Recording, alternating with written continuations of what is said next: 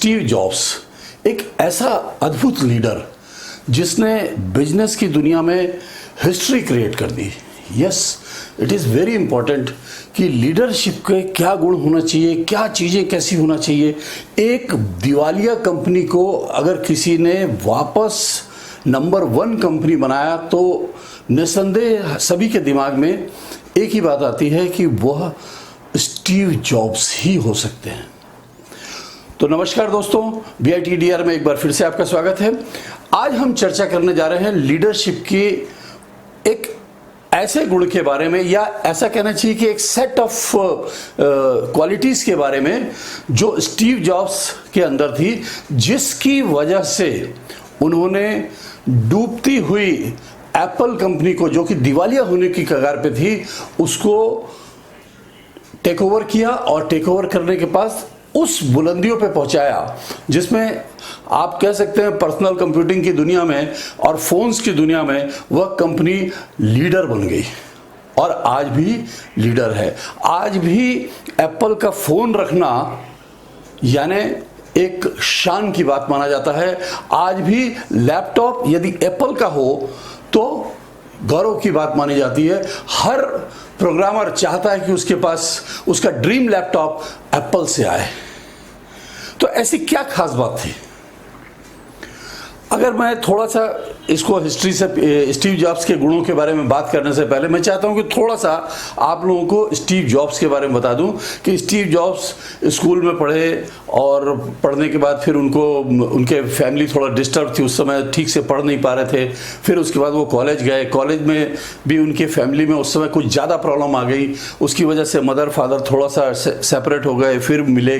बहुत सारी ऐसी उटपटांग चीज़ें हुई जिसकी वजह से उनका मन जो है दुनिया से थोड़ा सा अनमयस्क हो गया। उन्होंने उसके बाद नौकरी कर ली। कुछ समय तक नौकरी करने के बाद वो जो पारिवारिक घुटन थी या पारिवारिक जो टूटन थी, उसकी वजह से वह आध्यात्म की ओर झुके। आपको बड़ा सुन के आश्चर्य होगा, बहुत सारे लोग जानते भी होंगे, उनको शायद नहीं भी हो, कि वह एक सन्यासियों की तरह जीवन जीना चाहने लगे। और यही वजह थी कि वह सब कुछ छोड़ के, अच्छी खासी नौकरी उनकी जो लग गई थी उसको छोड़ के वह भारत आ गए। और लगभग यहाँ 9-10 महीना या 1-1.5 साल, कुछ ऐसा क्लियर पीरियड नहीं है, कुछ जगह पे कुछ कहा जाता है, कुछ जगह पे कुछ कहा जाता है, वो यहाँ पे सन्यासियों की तरह रहे। या ये कह लीजिए कि अलग अलग शिविरों में गए, अलग अलग धर्मों में गए और बौद्ध धर्म से सबसे ज़्यादा प्रभावित हुए। बौद्ध सन्यासियों के सबसे ज़्यादा वो करीब रहे, उनके साथ सबसे ज़्यादा उन्होंने वक्त बिताया और बौद्धिज्म को समझा। और ये हम लोगों के लिए भी गर्व की बात है एज ए इंडियन या एक भारतीय होने के नाते कि वो भारत में आए और उन्होंने एक अच्छा समय, एक लंबा समय यहाँ व्यतीत किया। उसके बाद उनको जीवन की बहुत सारी सच्चाइयों का अनुमान हुआ और वह लौट के अपने देश यानी चले गए वापस अमेरिका। और वहाँ फिर वो रोजगार की तलाश में घूम रहे थे, भटक रहे थे। और 1976 में उनको उनके एक स्कूल मेट मिले, उनका नाम भी स्टीवन वेजोनाइक था। आपको उनको भी प्यार से लोग स्टीव ही कहते थे। तो एक स्टीव दूसरे स्टीव से मिला और दोनों ने बैठ के बहुत सारी बातें की। बहुत समय के अंतराल के बाद मिल रहे थे, करीब 8-10 साल के बाद। तो काफ़ी पर्सनल बातें हुई और बहुत सारी बातों के बाद स्टीव जो थे वह लालायित हो गए। जो उन्होंने वहाँ उस बीच में काम कर रखा था उसको जॉब्स को दिखाने के लिए। तो उन्होंने उससे कहा कि चलो यार मेरी लैब में चलो, अपन देखते हैं इसको कैसे किया जा सकता है, क्या किया जा सकता है। तुम एक बहुत इंटरेस्टिंग चीज़ बनाई है, तुम देखो। वो इलेक्ट्रॉनिक इंजीनियर थे, वेजोनाइक जो थे वो इलेक्ट्रॉनिक इंजीनियर थे। तो ये उनके साथ गए और उन्होंने देखा वो थोड़ा सा फैले हुए रैंडम फॉर्मेट में कुछ बहुत सारे इलेक्ट्रॉनिक सर्किट थे, उसने जोड़ जाड़ के कुछ चीज़ दिखाई और वह था कंप्यूटर। उसने दिखाया it is a recordable computing device, या ऐसा कैलकुलेटर है जिससे बहुत सारे इंफॉर्मेशन को स्टोर भी किया जा सकता है, बहुत सारी चीज़ें की जा सकती हैं, इसके अलावा बहुत सारे डेटा को स्टोर किया जा सकता है।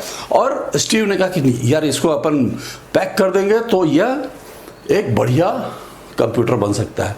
और इस तरह से उन्होंने मिल के काम करने का फैसला किया। और उसके बाद फिर बहुत सारी लंबी कहानियां हैं और फिर एप्पल नाम की कंपनी का गठन हुआ और वह उनके जो स्टीव का जो फैमिली गैराज था उसमें वो शुरू हुई, क्योंकि वो गैराज खाली पड़ा था। और उसके बाद वो कंपनी को बहुत ऊंचाइयों तक ले गए अपनी तरफ से और 83-84 तक इस कंपनी ने अच्छी स्पीड पकड़ी। और उस समय पर्सनल कंप्यूटिंग की दुनिया में एप्पल बड़ा चर्चित नाम हुआ करता था। लेकिन यहाँ पे आके थोड़ा सा गड़बड़ियाँ शुरू हो गई और उन्होंने पब्लिक इशू निकाला और बहुत सारे डायरेक्टर से अपॉइंट किए, बहुत सारी चीज़ें हुई, सीईओ अपॉइंट किया, सब कुछ किया। लेकिन उनकी लीडरशिप में कुछ तो भी प्रॉब्लम थी कह सकते हैं, या कुछ तो भी गड़बड़ थी कि 85 में उनके बोर्ड ऑफ डायरेक्टर ने स्टीव जॉब्स को, जिस आदमी ने उस कंपनी की नींव रखी, बुनियाद रखी, जिसका कि सपना था वो कंपनी की आगे बढ़े, हम नंबर 1 बने, उस कंपनी को बाहर का रास्ता दिखा दिया। ये स्टीव के लिए जीवन का सबसे बुरा क्षण था। हालांकि वोज़नियाक जो थे वो एप्पल में बने रहे, लेकिन जॉब्स के साथ मुसीबत खड़ी हो गई, क्योंकि उनके पास कायदे से पैसे भी नहीं थे। उनको इस बात की कल्पना नहीं थी। उन्होंने अपना ऑलमोस्ट सब कुछ एप्पल में लगा रखा था और एप्पल चूंकि उस समय घाटे में चल रही थी, तो इसलिए इनके पास जो खुद के इनके पैसे थे वह भी किसी न किसी रिसर्च और डेवलपमेंट के कामों में एप्पल के ही आ रहे थे। इसलिए कहा जाए कि इनके पास कुछ नहीं था, इनके सामने एक अंधेरा छा गया। और यहीं से मेरे लीडरशिप की जो इम्पोर्टेंस जो है, या इम्पोर्टेंट बात जो है स्टीव की, कि एक लीडर कैसे सोचता है। ये वीडियो बनाने का उद्देश्य ये है कि हम आपको बताएं कि यदि आपको बिजनेस करना है तो एक लीडर की तरह सोचना होगा। लीडर का मतलब लोग अक्सर नेता से ट्रांसलेशन कर लेते हैं, और नेता का मतलब हम लोग को पॉलिटिकल लीडरशिप दिखाई देती है। Of course that is also a leadership, वह भी नेता है, वह भी नेतृत्व करता है। लेकिन मैं यहाँ पे बात करता हूँ कमर्शियल, प्रोफेशनल या बिजनेस लीडरशिप की। यह लीडरशिप आप किसी भी प्रोफेशन में हो, आप नौकरी कर रहे हो, आप बिजनेस कर रहे हो, किसी भी प्रोफेशन में हो, यह आपके लिए काम आने की चीज़ है, ये सीखने की चीज़ है। इसीलिए आज का ये वीडियो आप सभी के लिए बहुत महत्वपूर्ण है और आप इसको देखिएगा। और आपको याद होगा मैंने पहले भी 2-3 वीडियो बना रखे हैं लीडरशिप पे, उनमें लीडरशिप की क्वालिटीज़ के बारे में खास बातें की गई हैं। उन क्वालिटीज़ के बारे में यहाँ आप देखिएगा कि स्टीव में वो क्वालिटी आपको कैसे दिखती है। तो स्टीव ने नए सिरे से सोचना शुरू किया और लगभग 1 साल के अंदर उन्होंने एक दूसरी कंपनी की फाउंडेशन रखी। उसका नाम था NEXT इंटरनेशनल, उनके यहाँ इनकॉर्पोरेशन बोलते हैं, शायद INC लिखते हैं, NEXT INC। और इस कंपनी के फाउंडेशन रखी और उसके बाद उन्होंने उस पर काम किया और उसको काफ़ी मुश्किलों के साथ स्प्रेड किया, बढ़ाया, फैलाया। फिर उन्होंने एक और कंपनी थी पिक्सर करके, उसको उन्होंने टेक ओवर किया। वो एनिमेशन वगैरह के फील्ड में काम करती थी और दोनों कंपनियों को इन्होंने दूसरी बुलंदियों पर पहुँचा दिया। अब पिक्सर को बाद में आपने सुना होगा कि पिक्सर को बाद में उन्होंने डिज्नी को बेच दिया था 2001-2 में। 85 से वो व्यक्ति निकला हुआ इधर, इसने अपनी 2 कंपनियां चालू कर ली पैरेलली और बहुत अच्छा प्रॉफिट में सब कुछ काम किया, सब कुछ उसका नाम हो रहा था। और उधर एप्पल का ये हाल था कि वो कंपनी धीरे धीरे धीरे करके डूबती जा रही थी, वह दिवालिया होने की कगार पे आ गई। 8-10 साल तक इनका जो बोर्ड था, बोर्ड ऑफ डायरेक्टर था, उसने बहुत तरह के मैनेजमेंट को ट्राई किया। खुद लोग बोर्ड में बने, दूसरे सीईओ को लेके आए, उन्होंने हायर किया। एक सुले नाम का सीईओ था, बहुत नामी गिरामी सीईओ था, उसको भी लेके आए। और उसके बाद प्रयास किया कि कंपनी किसी तरह से वापस आ जाए। सबको लग रहा था कि यार प्रॉब्लम स्टीव में है, अगर मैनेजमेंट बदलेगा तो सब कुछ अच्छा हो जाएगा। मगर कंपनी तो नेगेटिव साइड ही जा रही थी। बोर्ड ऑफ डायरेक्टर में यह फील होना शुरू हो गया, मेरे ख्याल से 96 या 97 की बात है, कि उनको ये फील होना शुरू किया, या 94-95 की बात है, उनको ये फील होना शुरू हो गया कि कंपनी को अब हम बचा नहीं सकेंगे, ये कंपनी डूबेगी। तब उनके यहाँ बोर्ड ऑफ डायरेक्टर में ये थॉट फिर से बना कि भैया जैसी भी हालत है, जो भी हालत है, स्टीव को वापस दे दो, कंपनी डुबाना है तो वही डुबाए, हम क्यों डुबाए। और उन्होंने स्टीव को फिर से बुलाया, कॉल किया और कहा कि आप इसके बोर्ड पे आइए, इसके सीईओ की पोस्ट को संभालिए, इसके चेयरमैन आप बनिए और इस कंपनी को करिए, हमसे नहीं चल रही। स्टीव जॉब्स की ये कंपनी जो बोलते हैं ना धड़कन थी, उनकी नेक्स्ट और पिक्चर्स उन्हीं की कंपनियां थी, लेकिन उसके बावजूद स्टीव अपने आप को एप्पल से कभी अलग नहीं कर पाए थे। तो इतना भावनात्मक लगाव था उनका स्टीव का कि उन्होंने उस मौके को बड़ी दुविधा में पड़ के छोड़ा नहीं, वह आ गए एप्पल। और एप्पल में आने के बाद उन्होंने सबसे पहले अपने एम्प्लॉइज से बात किया, इंटरेक्शन किया। और आप देखिए लीडरशिप की पहचान की बात कर रहे हैं, हमारा यहाँ पे स्टीव की बायोग्राफी पे चर्चा नहीं कर रहे हैं, ये मैंने आपको सिर्फ कनेक्ट करने के लिए इतनी सारी कहानी सुनाई। असली कहानी यह है कि जब वो आए तो एम्प्लॉइज में गजब का उत्साह था। ये मैंने आपसे एक चीज़ कही थी कि देखिए लीडरशिप की जो गुणों में पहला गुण है ऑनेस्टी या ट्रस्टवर्दीनेस, भरोसा उसके ऊपर होना चाहिए। तो वहाँ के एम्प्लॉइज़ को इतना भरोसा था, आप बिलीव नहीं करेंगे कि जब आप कहानियाँ पढ़ेंगे, बहुत सारी किताबें हैं, बहुत सारी बायोग्राफीज उनके ऊपर लिखी गई हैं, तो उसमें एक में ये भी घटना का जिक्र आता है, इस पर डिस्कवरी पे भी आया कि जब उन्होंने एम्प्लॉइज़ से man to man conference hall में जमा होने के लिए कहा, उनके पास एक छोटा सा ऑडिटोरियम था, उसमें जमा होने के लिए कहा, तो वो लोग सारे लोग आए और उन्होंने कहा कि कंपनी का दिवाला निकल चुका है, ये मान के चलिए, लेकिन हम इस कंपनी को वापस शुरू करना चाहते हैं, जीरो नहीं माइनस से शुरू करना चाहते हैं। तो हमारे पास दोहरी जिम्मेदारी है, पहले माइनस से जीरो पे लाना और फिर जीरो से प्रॉफिट में लेके जाना। तो आप लोग क्या कंट्रीब्यूट कर सकते हैं? तो वहां के कुछ एम्प्लॉइज ने रोते हुए स्टीव से कहा था कि आप अगर इस कंपनी को वापस ला सकते हैं तो हम बिना सैलरी के भी काम करने को तैयार हैं। हम राउंड द क्लॉक 7/24 काम करने को तैयार हैं, बस आप इस कंपनी को ले आइए, क्योंकि हम भी इस कंपनी से तब से जुड़े हैं जब से आप जुड़े, और हम भी इसको बंद होते नहीं देखना चाहते। स्टीव भावुक हो गए और उन्होंने कहा ठीक है, आपको मेरे ऊपर इतना भरोसा था, मेरे को यही सुनना था, अभी कुछ भी बिगड़ा नहीं है, जो भी है जैसा भी है हम इसको रिवाइव करेंगे और दुनिया को दिखा देंगे। सारे लोगों ने बड़ा चीयर अप किया। तो ये पहली लीडरशिप की क्वालिटी कि अपने लोगों को अपने ऊपर भरोसा दिलाना और अपने कंपनी के ऊपर भरोसा दिलाना और उनको अपने साथ कलेक्टिव स्ट्रेंथ के साथ खड़ा कर लेना। क्योंकि देखिए एक आदमी की ताकत होती है, लेकिन जब 100 आदमी या सैकड़ों आदमी या पूरी कंपनी के एम्प्लॉइज, पूरी कंपनी का नेटवर्क आपके साथ खड़ा हो जाए तो ताकत मल्टीप्लाई हो जाती है। तो वो स्थिति हुई। शेयर उस मार्केट में एप्पल की स्थिति बोलते हैं कि काफ़ी नीचे चली गई थी, नेगेटिव चल रही थी, और जैसे ही स्टीव ने ज्वाइन किया तो कुछ भी नहीं बदला था, लेकिन शेयर मार्केट में एप्पल के शेयर थोड़ा उछल पड़े।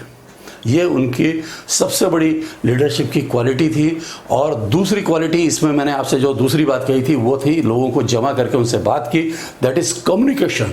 गजब का कम्युनिकेशन, मैजिक कम्युनिकेशन, जादुई करिश्माई व्यक्तित्व, गजब की पर्सनालिटी। तो ये 3 गुण, ईमानदारी, ट्रस्टवर्दीनेस, कम्युनिकेशन और कॉन्फिडेंस, जो पर्सनालिटी का उनका हिस्सा था। कॉन्फिडेंस, गजब का कॉन्फिडेंस। डेलीगेशन, चौथा गुण, डेलीगेशन यानी उस कंपनी को रिप्रेजेंट कर रहे थे। जैसे ही उन्होंने कंपनी को ज्वाइन किया, शेयर मार्केट में, दुनिया में चर्चा होने शुरू हो गई कि अब तो एप्पल रिवाइव कर लेगा। क्यों? Steve is there, Steve Jobs वापस लौट आए हैं। मगर सच्चाई स्टीव को मालूम थी कि सिर्फ मेरे आने से कुछ नहीं होगा। कंपनी का जो कबाड़ा बना हुआ था और जो डेट्स थे, यानी जो कर्जा था कंपनी के ऊपर, इतना ज़्यादा था कि उनके पास सैलरी देने को भी पैसा नहीं था। अब ऐसी स्थिति में स्टीव क्या करते हैं?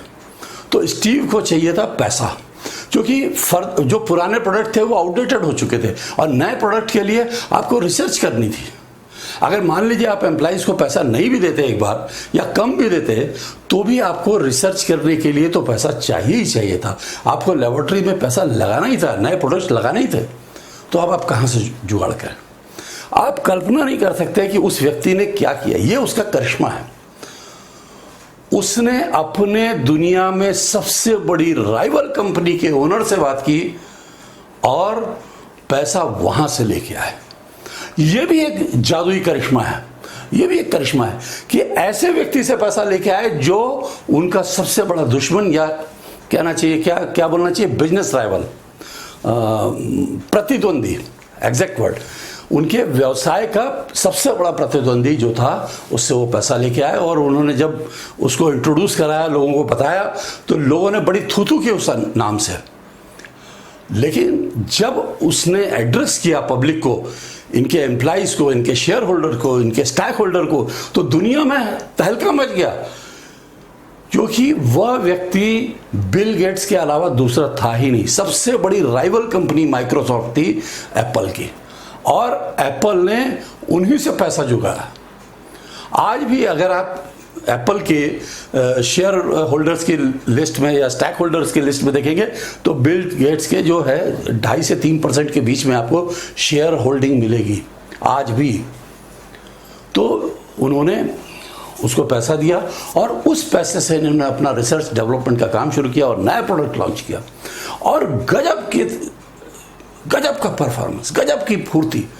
और वो उसके बाद मतलब उन्होंने कभी पलट के देखा ही नहीं। विजनरी इतने गजब के थे कि वो आज से 10 साल बाद, 15 साल बाद क्या होगा उसको उन्होंने प्लान किया, उसके लिए रोड मैप बनाया। इस पर अपन और बात करेंगे। अभी ये लीडरशिप इतना आसान नहीं है, लीडरशिप के बारे में और बात करेंगे। लेकिन मैंने जो आपको बताना चाहता था, जो करिश्मा, जो 4-5 गुण उनके थे, और उसके अलावा तो बहुत सारे गुण वो होते हैं इसमें। देखिए, डेडिकेशन था, डेडिकेशन, प्रतिबद्धता थी कि हमको करना ही है। उनकी कैपेसिटी थी कि स्ट्रेटेजी बना सकें। रिएक्टिव थे कि हमको कैसे रिएक्शन देना है, कैसे क्या कहना चाहिए, कंट्रोल्ड रिएक्शन देना है, अपना आपा नहीं खोना है, शुद्ध बुद्ध के साथ रिएक्ट करना है, मार्केट में कैसा पोजीशन है। तो जो मैंने आपको 7-8-10 गुण बताए हैं, वो मोटे मोटे तौर पे आप देखिएगा कि स्टीव जॉब में वो सारी चीज़ थी। और अब लोग इस पे और भी रिसर्च कर रहे हैं। अब तो मैनेजमेंट की क्लासेस में भी इस पे डिस्कस होता है कि वो किस तरह के लीडर थे, फिर लीडरशिप क्या होती है और कितने प्रकार की होती है, इस पर भी अपन बात करेंगे। और स्टीव की लीडरशिप किस प्रकार की थी, इस पर भी अपन बात करेंगे। अगर आपको लगता है कि इस पर तुरंत बात की जानी चाहिए तो आप प्लीज़ मुझे कमेंट करके ज़रूर कहिए कि इस पर अपने को बात करने की ज़रूरत है, तो अपन तुरंत बात करेंगे। अदरवाइज़ मैं अपने टाइम से इस पर चर्चा करूँगा ही। तो ये स्टोरी कैसे लगी और इससे आपने क्या सीखा, मुझे कमेंट करके ज़रूर बताइएगा। फिर मिलते हैं अगले वीडियो में। बाय, वंदे मातरम, शुभकामनाएं।